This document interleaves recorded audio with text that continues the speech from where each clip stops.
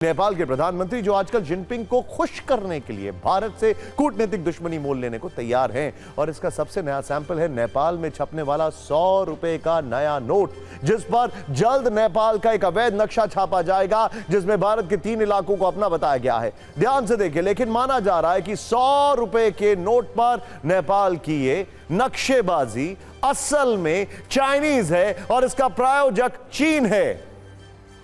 Note वाली साजिश का ब्लूप्रिंट भले ही नेपाल से रिलीज किया गया हो, लेकिन इसकी स्क्रिप्ट बीजिंग में लिखी गई। जिनपिंग के इशारे पर ही प्रचंड ने वो नक्शा 100 रुपए के नोट पर छापने की तैयारी की है जिसमें लिपू लेक समेत भारत के 3 इलाके अपने दिखाए गए हैं। लेकिन नेपाल यह भूल गया कि सिर्फ लिख देने से या विस्तारवादी नोट पर छाप देने से भारत का कोई इलाका उसका नहीं हो जाएगा। भारत ने पहले भी नेपाल की नक्शेबाजी पर अपना विरोध जताया था और इस बार भी नेपाल को जिनपिंग छाप ये नक्शेबाजी बहुत महंगी पड़ेगी। और जो नेपाल जिनपिंग के इशारे पर हवा में उड़ रहा है वो ये नोट कर ले, ऐसा कोई सगा नहीं जिसे जिनपिंग ने ठगा नहीं। और ये कंफर्म करने के लिए प्रचंड श्रीलंका समेत ऐसे कई देशों में फोन कर सकते हैं जिन्हें जिनपिंग ने अपने कर्ज के जाल में फंसाया। दरअसल प्रधानमंत्री प्रचंड की अगुवाई में नेपाल में पिछले कुछ दिनों में 2 बैठकें हुई जिसमें 100 रुपए के नोट को फिर डिजाइन करने और उसके बैकग्राउंड में छपे पुराने मैप को बदलने की मंजूरी दी गई। अब जरा की ग्राफिक्स देखिए। अब आप नेपाल की ओर से नोट में भारत के इलाके दिखाए जाने वाले अवैध फैसले का शुक्रवार को औपचारिक ऐलान भी कर दिया गया है। अब देखिए जरा, इन नोट में नेपाल का वो नक्शा दिखाया जाएगा जो उसने 18 जून 2020 को जारी किया गया, जिसमें संविधान के संशोधन करके 3 रणनीतिक रूप से महत्वपूर्ण भारत के इलाकों को अपना बताया गया था। और उन इलाकों के नाम है लिपू लेक, काला पानी और लिम्पियाधुरा। हैरानी की बात यह है कि जून 2023 में नेपाल के पीएम प्रचंड जब भारत आए थे तो वादा किया था कि वो अपने शासन में सीमा विवाद को हल कर लेंगे, लेकिन नोट पर नया नक्शा छापने का यह फैसला इस बात का संकेत है कि चाबी भरने का काम जिनपिंग की ओर से किया जा रहा है और नेपाल इस वक्त चीन का नया खिलौना है। बड़ा सवाल क्या है, क्यों नेपाल के प्रधानमंत्री कॉम्प्रोमाइज्ड हैं? क्योंकि नेपाल की जनता भारत से बेइंतहा प्यार करती है। नेपाल की जनता ऐसी कोई भी हरकत बर्दाश्त नहीं करती है। फिर क्यों प्रधानमंत्री वहां के कॉम्प्रोमाइज हैं? अब आपको हम नेपाल का 100 रुपए का वो नया नोट दिखाते हैं जो बहुत जल्दी बदलने वाला है। नोट में कहां पर नेपाल का नया अवैध नक्शा लगेगा वो समझ लेते हैं। आइए सीधे यहां पर, इंतजार किस बात का है ये देखिए। ये है नेपाल का वो विस्तारवादी नोट और इस नोट के पहाड़ वाले, आइए जरा ये देखिए जरा, यहां दिखेगा नेपाल का नक्शा। ये वो इलाका है। पहाड़ वाले हिस्से पर नेपाल अपना नया नक्शा लगाएगा जिसमें भारत के 3 इलाकों को पर फर्जी दावा किया गया था। देखिए जरा, प्ले ऑन करिए बात।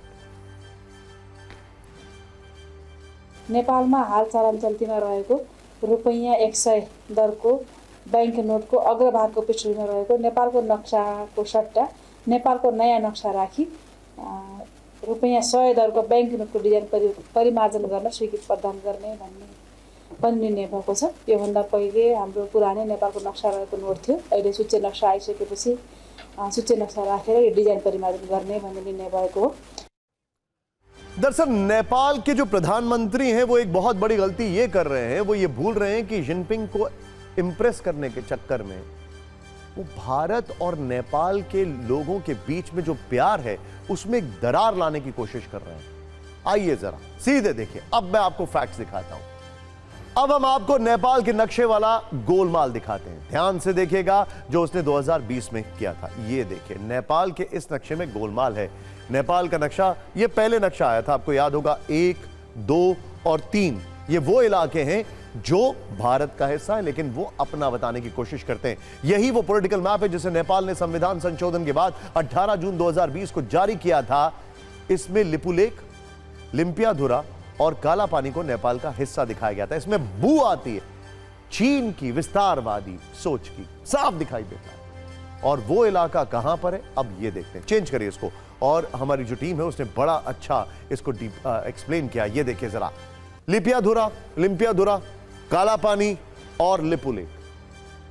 वैसे तो भारत के साथ नेपाल की सीमा 1850 किलोमीटर की है, लेकिन जिस जमीन को लेकर विवाद है वो करीब 300 वर्ग किलोमीटर का टुकड़ा है और यहीं पर लिपू लेक, लिम्पियाधुरा और काला पानी का वो इलाका मौजूद है जो है जो है तो भारत का, लेकिन इसमें नेपाल की गिद्ध दृष्टि है, बल्कि नेपाल से ज्यादा चीन की गिद्ध दृष्टि है, और इसके पीछे भी दिमाग चीन का ही है।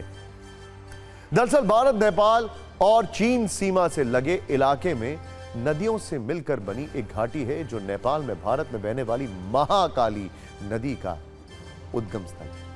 इस इलाके को काला पानी भी कहते हैं। यहीं पर लिपुलेख दर्रा भी है, और यहां से उत्तर पश्चिम की तरफ कुछ दूरी पर एक और दर्रा है जिसे लिम्पियाधुरा कहते हैं। नेपाल का कहना है कि महाकाली नदी की मुख्य धारा लिम्पियाधुरा से शुरू होती है, ऐसे में इसे ही उद्गम स्थल माना जाएगा, और इस आधार पर लिपुलेख, लिम्पियाधुरा और काला पानी नेपाल के हिस्से हुए।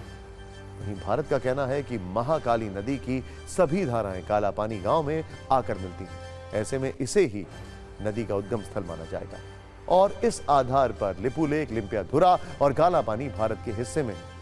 भारत के अनुसार सुगौली संधि में भी मुख्य धारा को नदी माना गया था। अंग्रेजों और नेपाल के गोरखा राजा के बीच 1816 में हुए सुगौली समझौते में महाकाली नदी के जरिए भारत नेपाल के बीच सीमा तय की गई थी, जिसमें काली नदी के पश्चिम क्षेत्र को भारत का इलाका माना गया था, जबकि पूर्व में पड़ने वाला इलाका नेपाल का हो गया था। लेकिन मौजूदा वक्त में काली नदी का उद्गम स्थल क्या है, यानी ये सबसे पहले कहां से निकलती है, इसे लेकर नेपाल गलत दावा करता है। भारत पूर्वी धारा को काली नदी का उद्गम मानता है, वहीं नेपाल पश्चिमी धारा को उद्गम धारा मानता है, और इसी आधार पर वो भारत के इलाके अपने होने का गलत दावा करता है। अब इस फर्जीवाड़े को दुनिया की नजर में और मजबूत करने के लिए नेपाल में एक और फर्जी काम होने जा रहा है।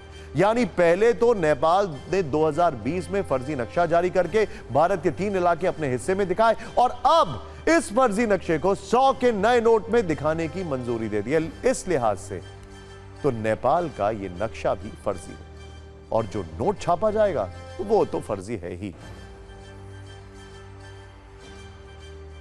को हम कहते हैं कार्टोग्राफिक अग्रेशन, यानी मैप के जरिए आप बताने की कोशिश करते हैं कि ये धरती आपकी है। वो दिखाने की कोशिश करेंगे कि मैं नेपाल से ज्यादा नेपाली हूं। तो अब वो बता रहे हैं कि जी मैंने ये देखिए अपने करेंसी नोट्स पे भी छाप दिए। नेपाल की करेंसी नोट्स की कोई इंटरनेशनल सैंक्टिटी तो है नहीं, किसी देश में चलते नहीं है। चीन उसको उतार रहा है तो साफ जाहिर है। उन्होंने अपने एक मैप भी छाप दिया था जिसमें दिखा रहे थे, उन्होंने अपने संविधान का संशोधन भी किया था। तो ये चीजें चलती रहती हैं, इन पे कोई ज्यादा ध्यान नहीं रखना।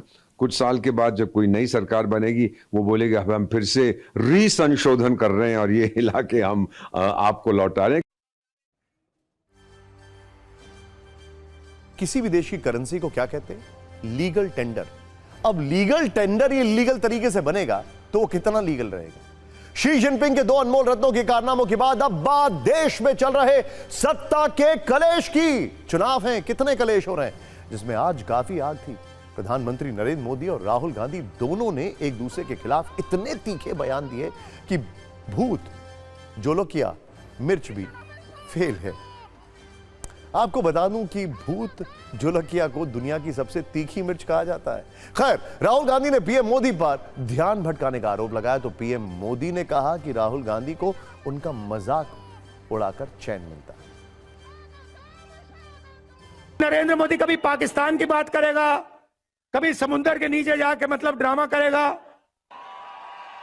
और मतलब आपने देखा पता नहीं देखा, मतलब समुद्र के नीचे जाके बिल्कुल डरा हुआ था कि भैया कुछ हो ना जाए यहां पे। तो मजाक बना रखा है राजनीति का।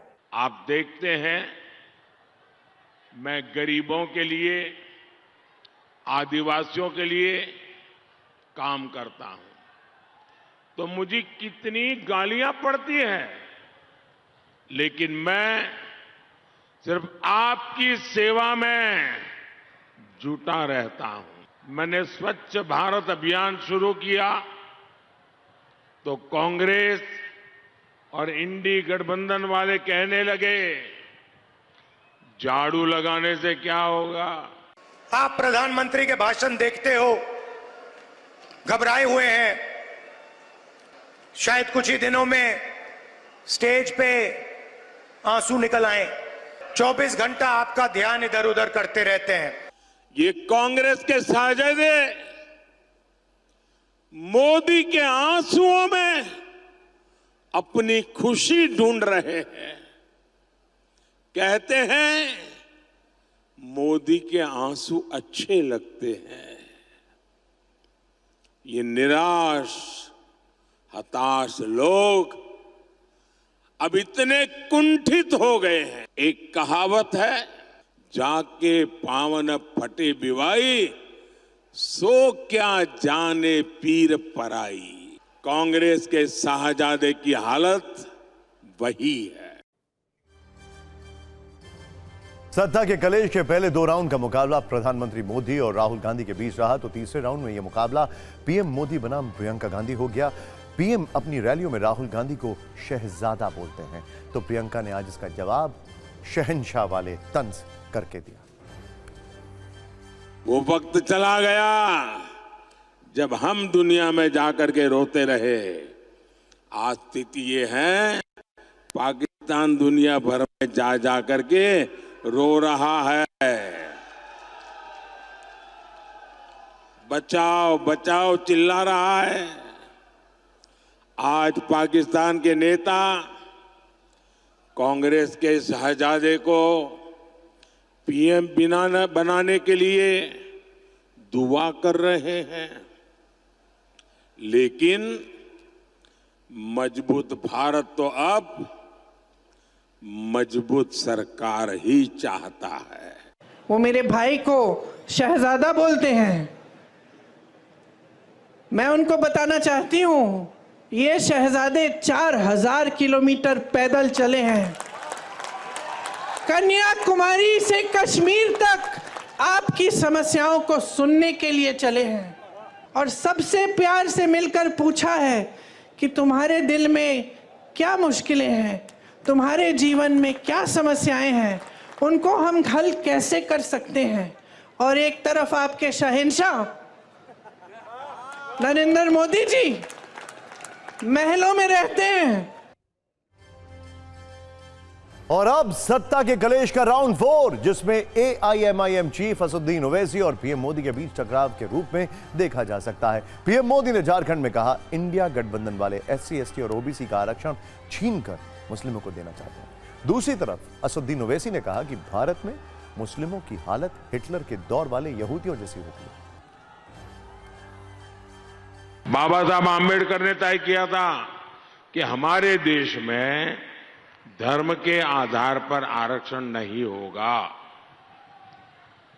दलितों को, आदिवासियों को, पिछड़ों को संविधान के तहत आरक्षण मिलेगा, लेकिन कांग्रेस आपका हक छीनकर, संविधान को तोड़ मरोड़कर मुसलमानों को आरक्षण देना चाहती है। जो भारत में आज जो पोजीशन है मुसलमानों की, वो 1930 के हिटलर के ज़माने में जो यहूदियों से जो हरकतें होती थी वही स्टेज पे है।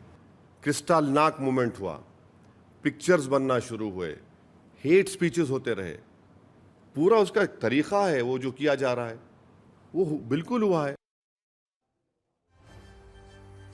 राजनीतिक आरोपों से आगे बढ़ते हैं। अब वो खबर आपको बताते हैं जो सीधे सीधे आपसे जुड़ी है। ये पहले फोन निकाल लेता हूं मैं। ये देख रहे हैं आप, अभी आपको जब किसी अनजान नंबर से कॉल आता है तो आपके मोबाइल स्क्रीन पर नंबर दिखता है और आपके दिमाग में पहला सवाल यही है कि कॉल करने वाला हो कौन सकता है। यानी कि जैसे अगर किसी ने मुझे फोन किया तो मुझसे सबसे पहला सवाल यह पूछा जाता है कि आप निशान चतुर्वेदी बोल रहे हैं, और मुझे यह नहीं पता होता कि दूसरी साइड से कौन बोल रहा है। आपको यह पता नहीं चलता है कि कौन है जो फोन कर रहा है। आपके मोबाइल में कुछ ऐप होते हैं जिनसे किसी का फोन आने पर उसका नाम आता है, लेकिन जरूरी नहीं कि वो नाम सही हो। और ऐसे ऐप्स में से आपकी जानकारी लीक होने का खतरा भी रहता है, बल्कि होता ही है, ऐसा कहा जाता है। लेकिन अब यह खतरा खत्म हो सकता है, क्योंकि भारतीय दूरसंचार नियामक प्राधिकरण यानी ट्राई ने देश भर में टेलीकॉम कंपनियों को कॉलिंग नेम प्रेजेंटेशन लागू करने का आदेश दिया है, जिसके बाद अगर आपके फोन पर कोई अनजान व्यक्ति कॉल करेगा तो उसका नाम आपको अपनी फोन की स्क्रीन पर दिखाई देगा। जानकारी के मुताबिक ट्राई ने देश की सभी दूरसंचार कंपनियों को आदेश दे दिया कि calling name presentation feature roll out करें, जिसके बाद देश में मौजूद मोबाइल सेवा प्रदान करने वाली कंपनियां इसका ट्रायल शुरू करने वाली हैं। देश के सबसे छोटे टेलीकॉम सर्कल हरियाणा में इसी महीने से ट्रायल शुरू भी हो सकता है। ट्राई के अनुसार अगर ये ट्रायल सफल होता है तो कॉलिंग नेम प्रेजेंटेशन फीचर देश भर में लागू किया जाएगा, जिसके बाद आपको अनजान नंबर के बारे में जानकारी हासिल करने के लिए किसी थर्ड पार्टी ऐप की जरूरत नहीं पड़ेगी।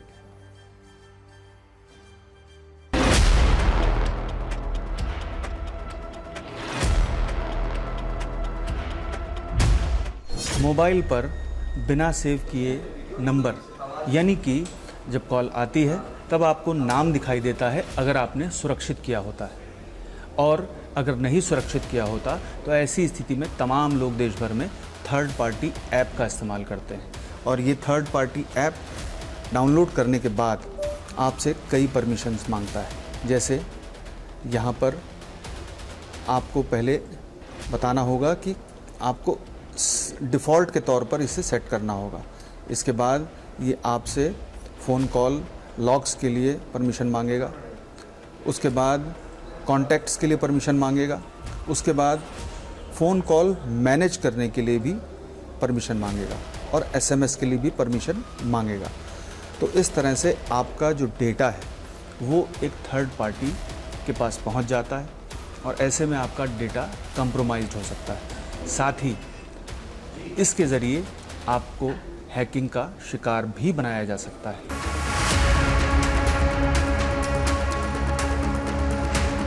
देखना ये है कि आपको इस सेवा से किस तरह के बचाव के साधन मिलेंगे और आपको थर्ड पार्टी ऐप नहीं लागू करना पड़ेगा, अपने फ़ोन में डाउनलोड नहीं करना पड़ेगा और किसी भी तरह की परमिशन नहीं देनी पड़ेगी। तब आपको सीधे तौर पर जो कॉल आएगा उसके साथ नाम आएगा और उस नाम से आप ये जान सकेंगे कि किस व्यक्ति की ओर से फ़ोन किया जा रहा है।